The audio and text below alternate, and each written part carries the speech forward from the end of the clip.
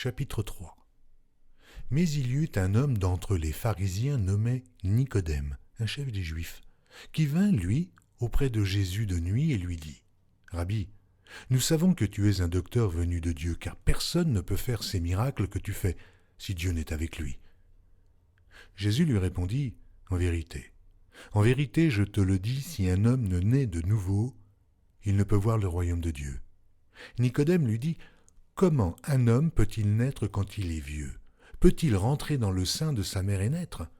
Jésus répondit : « En vérité, je te le dis, si un homme ne naît d'eau et d'esprit, il ne peut entrer dans le royaume de Dieu. Ce qui est né de la chair est chair. Ce qui est né de l'esprit est esprit. Ne t'étonne pas que je t'ai dit, il faut que vous naissiez de nouveau. Le vent souffle où il veut, et tu en entends le bruit, mais tu ne sais d'où il vient, ni où il va. Il en est ainsi de tout homme qui est né de l'esprit. » Nicodème lui dit : « Comment cela peut-il se faire ?» Jésus lui répondit : « Tu es le docteur d'Israël et tu ne sais pas ces choses. Ah, en vérité, je te le dis, nous disons ce que nous savons et nous rendons témoignage de ce que nous avons vu, et vous ne recevez pas notre témoignage. »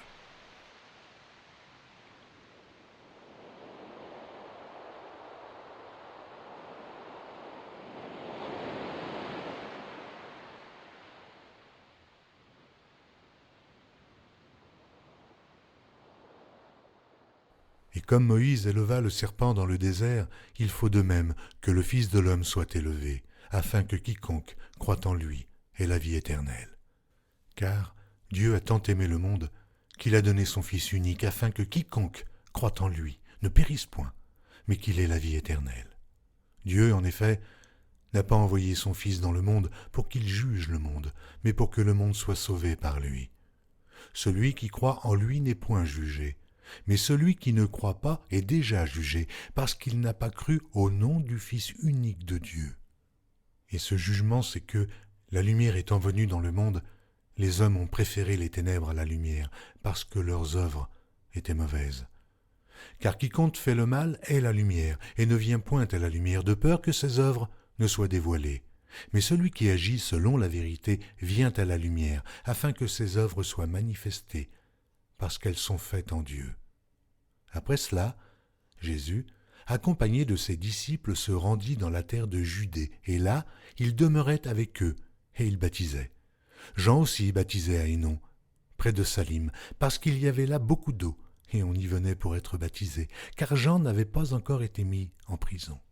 Or, il s'éleva de la part des disciples de Jean une dispute avec un juif touchant la purification.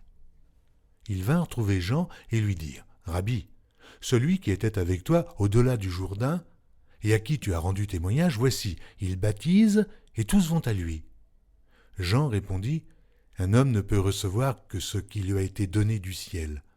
Vous-même m'êtes témoin que j'ai dit : je ne suis pas le Christ, mais j'ai été envoyé devant lui. Celui à qui appartient l'épouse, c'est l'époux. Mais l'ami de l'époux qui se tient là et qui l'entend éprouve une grande joie à cause de la voix de l'époux. Aussi, cette joie qui est la mienne est parfaite. Il faut qu'il croisse et que je diminue.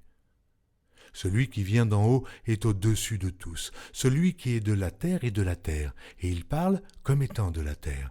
Celui qui vient du ciel est au-dessus de tous. Il rend témoignage de ce qu'il a vu et entendu, et personne ne reçoit son témoignage. Celui qui a reçu son témoignage a certifié que Dieu est vrai.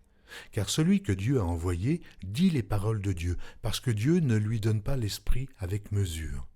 Le Père aime le Fils, et il a remis toutes choses entre ses mains. Celui qui croit au Fils a la vie éternelle.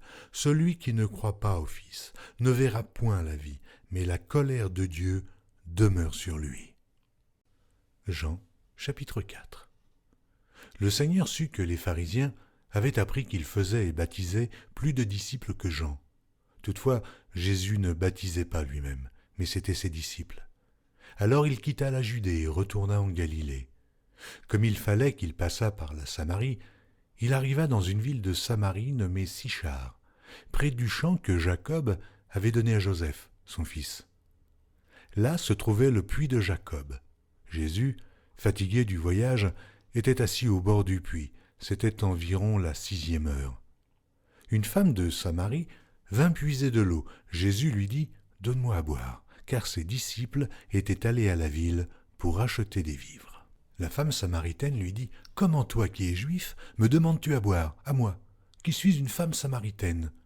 Les Juifs, en effet, n'ont pas de relation avec les Samaritains. Jésus lui répondit « Si tu connaissais le don de Dieu, et qui est celui qui te dit « Donne-moi à boire », tu lui aurais toi-même demandé à boire, et il t'aurait donné de l'eau vive. « Seigneur, lui dit la femme, tu n'as rien pour puiser, et le puits est profond. D'où aurais-tu donc cette eau vive ? Es-tu plus grand que notre père Jacob, qui nous a donné ce puits, et qui en a bu lui-même, ainsi que ses fils et ses troupeaux ?» Jésus lui répondit, « Quiconque boit de cette eau aura encore soif. Mais celui qui boira de l'eau que je lui donnerai n'aura jamais soif.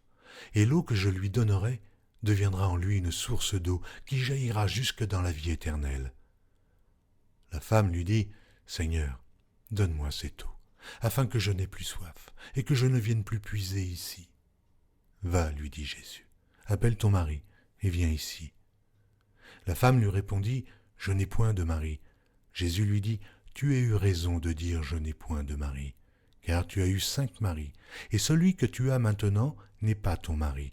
En cela, tu as dit vrai. » « Seigneur, lui dit la femme, je vois que tu es prophète. Nos pères ont adoré sur cette montagne, et vous vous dites que le lieu où il faut adorer est à Jérusalem. Femme, lui dit Jésus, crois-moi, l'heure vient où ce ne sera ni sur cette montagne, ni à Jérusalem que vous adorerez le Père. Vous adorez ce que vous ne connaissez pas. Nous adorons ce que nous connaissons, car le salut vient des Juifs. Mais l'heure vient, et elle est déjà venue, où les vrais adorateurs adoreront le Père en esprit et en vérité, car ce sont là les adorateurs que le Père demande. Dieu est esprit, et il faut que ceux qui l'adorent en esprit et en vérité. La femme lui dit, « Je sais que le Messie doit venir, celui qu'on appelle Christ. Quand il sera venu, il nous annoncera toutes choses. » Jésus lui dit, « Je le suis, moi qui te parle. » Là-dessus arrivèrent ses disciples qui furent étonnés de ce qu'il parlait avec une femme. Toutefois, aucun ne dit « Que demandes-tu » ou « De quoi parles-tu avec elle ?» Alors la femme, ayant laissé sa cruche, s'en alla dans la ville et dit aux gens « Venez voir un homme qui m'a tout dit ce que j'ai fait. Ne serait-ce point le Christ ?» Ils sortirent de la ville et ils vinrent vers lui. Pendant ce temps, les disciples le pressaient de manger, disant « Rabbi, mange !» Mais il leur dit « J'ai à manger une nourriture que vous ne connaissez pas. » Les disciples se disaient donc les uns aux autres « Quelqu'un lui aurait-il apporté à manger ?» Jésus leur dit « Ma nourriture est de faire la volonté de celui qui m'a envoyé et d'accomplir son œuvre. Ne dites-vous pas qu'il y a encore 4 mois jusqu'à la moisson ? Voici, je vous le dis, levez les yeux et regardez les champs qui déjà blanchissent pour la moisson. Celui qui moissonne reçoit un salaire et amasse des fruits pour la vie éternelle, afin que celui qui sème et celui qui moissonne se réjouissent ensemble. Car en ceci, ce qu'on dit est vrai. Autre est celui qui sème, et autre celui qui moissonne. Je vous ai envoyé moissonner ce que vous n'avez pas travaillé. D'autres ont travaillé, et vous êtes entrés dans leur travail. Plusieurs Samaritains de cette ville crurent en Jésus à cause de cette déclaration formelle de la femme. Il m'a dit tout ce que j'ai fait. Aussi, quand les Samaritains vinrent le trouver, ils le prièrent de rester auprès d'eux, et il resta là 2 jours. Un beaucoup plus grand nombre crurent à cause de sa parole. Et il disait à la femme, « Ce n'est plus à cause de ce que tu nous as dit que nous croyons, car nous l'avons entendu nous-mêmes, et nous savons qu'il est vraiment le Sauveur du monde. » Après ces 2 jours, Jésus partit de là pour se rendre en Galilée, car il avait déclaré lui-même qu'un prophète n'est pas honoré dans sa propre patrie. Lorsqu'il arriva en Galilée, il fut bien reçu des Galiléens qui avaient vu tout ce qu'il avait fait à Jérusalem pendant la fête, car eux aussi étaient allés à la fête. Il retourna donc à Cana, en Galilée, où il avait changé l'eau en vin.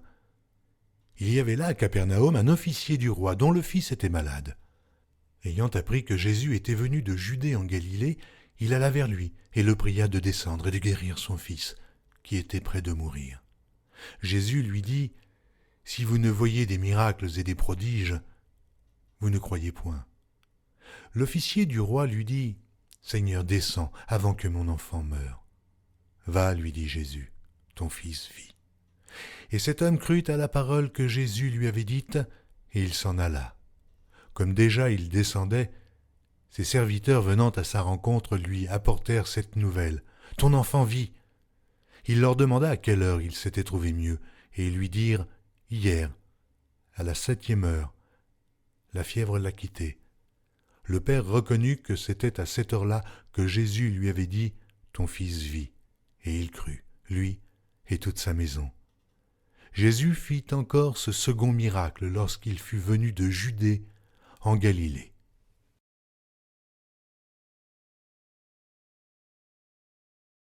Retrouvez chaque jour sur EMCI TV une nouvelle lecture de la Bible illustrée en vidéo. Pour revoir ce programme, rendez-vous sur notre site emcitv.com.